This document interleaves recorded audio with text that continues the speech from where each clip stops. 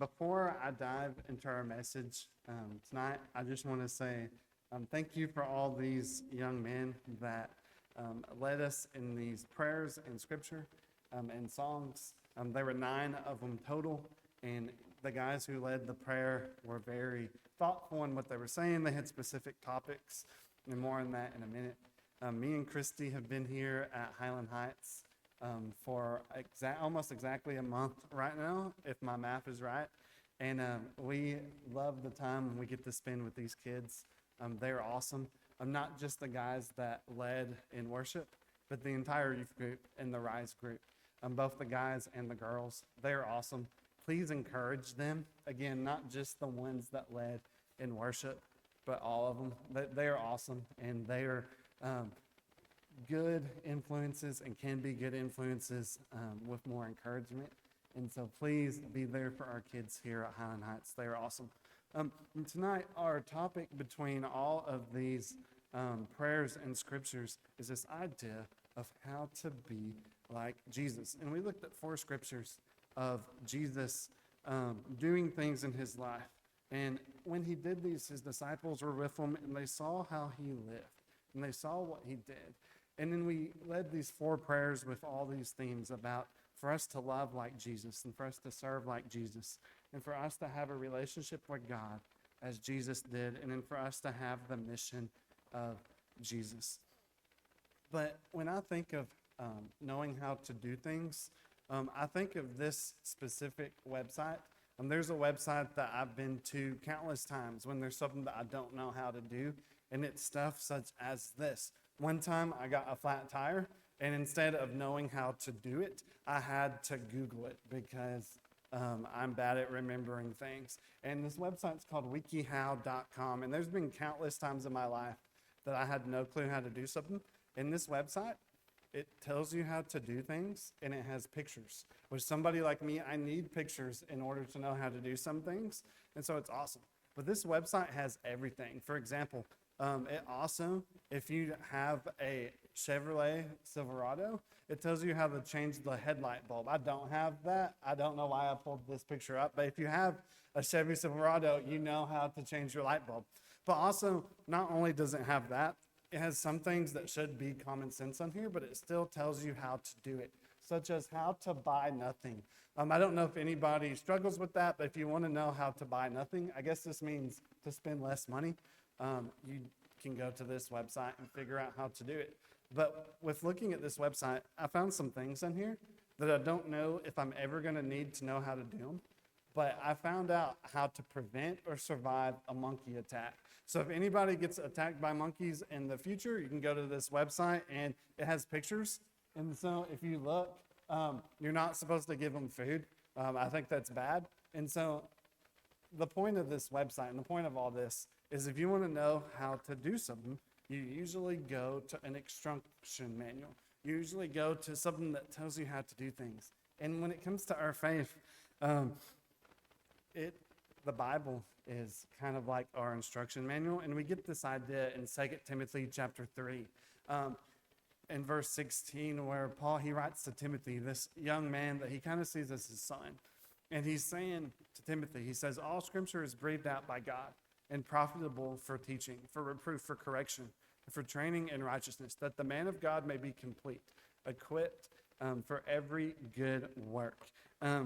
He's saying that everything you need to do in your faith, you've got the Bible, you've got the tools, you've got the resources necessary, and you can use scripture in order to be more like Jesus. When Jesus was on this earth, he had what we know as disciples. Who disciples are, they are students. That's what that word means. And if somebody had disciples, their disciples went everywhere their teacher went. They followed them. They watched them how they ate. They watched how they walked. And they copied the lifestyle of their teacher. They became like little versions of their teacher.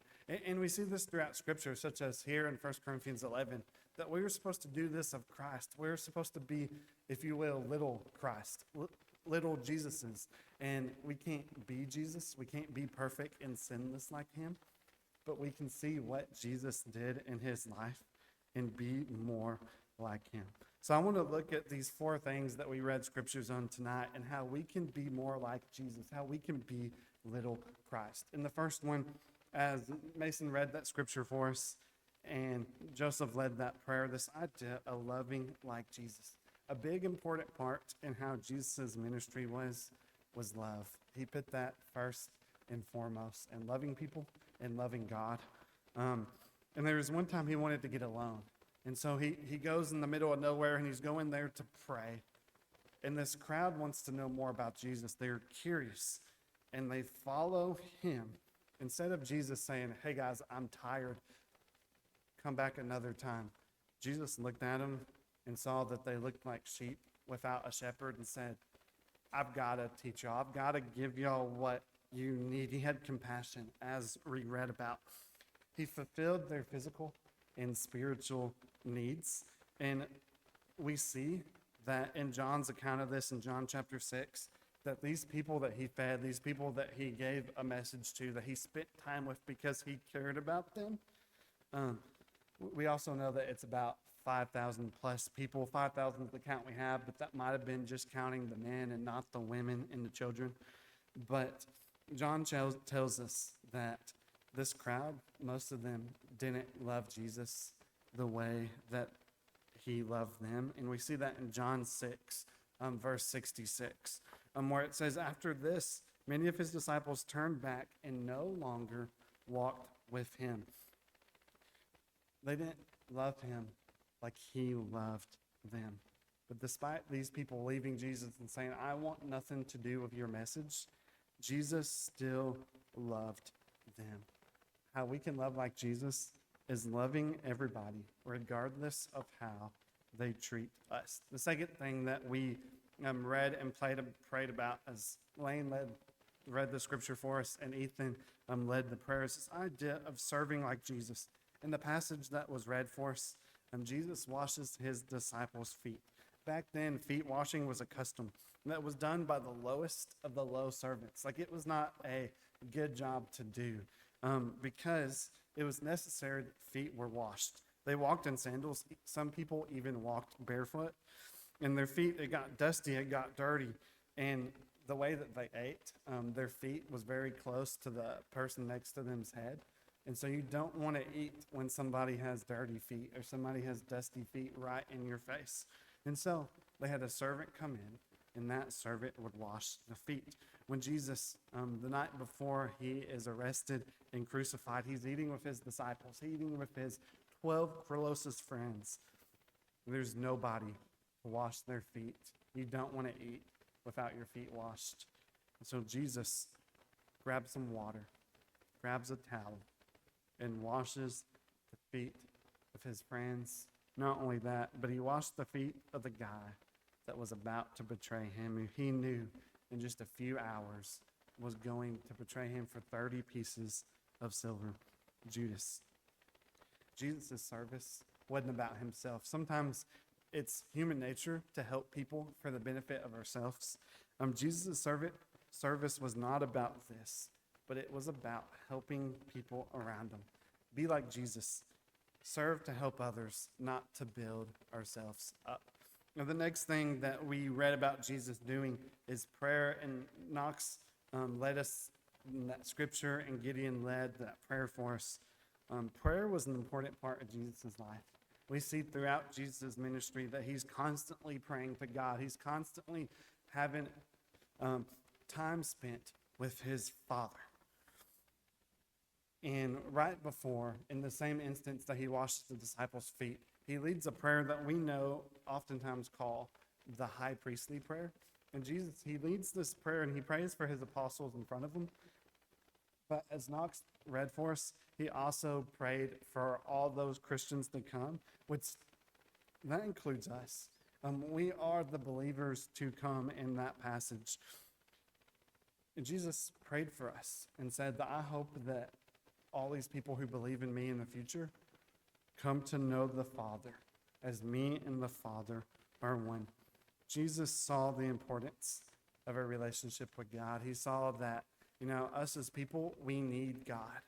And he set that example for his disciples and for us. We should be like Jesus, Not just pray to pray, but pray to have a relationship with God. And the final thing that Jesus does before he dies, or before he ascends to heaven, rather, after he resurrects, Jesus, he told his disciples something that we often call the Great Commission, and that's what Logan Red Forest and Foster prayed for us about. Jesus gives his disciples a mission that he lived his life by. And he says, go to all nations, making disciples, baptizing them in my name. Jesus' mission was to seek and save the lost. We see that in Luke chapter 19, verse 10. His mission was to help others. His mission was to give people that didn't know him an opportunity to know him. Today, we should share Jesus' mission by pointing those who don't know him towards them. There's many people out there that don't know Jesus. They've never experienced him the way that Jesus should be experienced. And so we, as followers of him, need to love others like Jesus taught his disciples. We need to serve as Jesus served. We need to pray as Jesus prayed and taught his disciples to, because that's how we can share the mission of Jesus.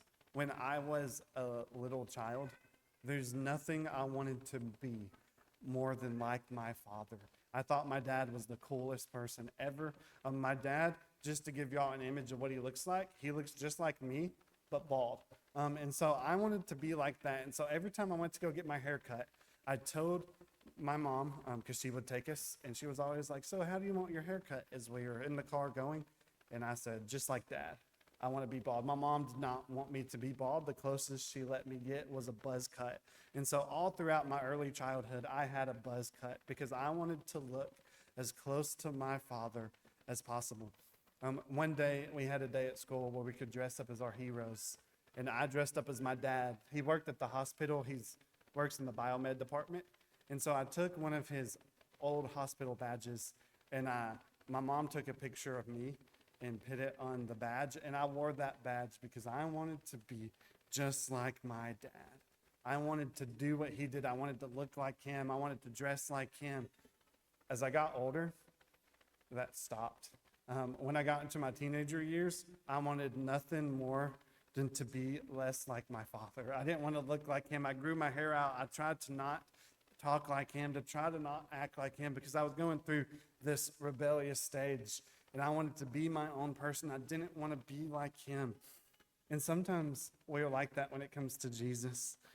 When we start off in our faith, we want to be just like him. We want to follow him. We want to love like he did, serve like he did, pray like he did. But sometimes the world creeps in, and we tend to get a little rebellious, and we tend to do things the way that we want to.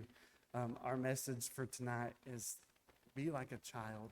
Get back in a relationship with Jesus as a child is with their father, and try to be more like him.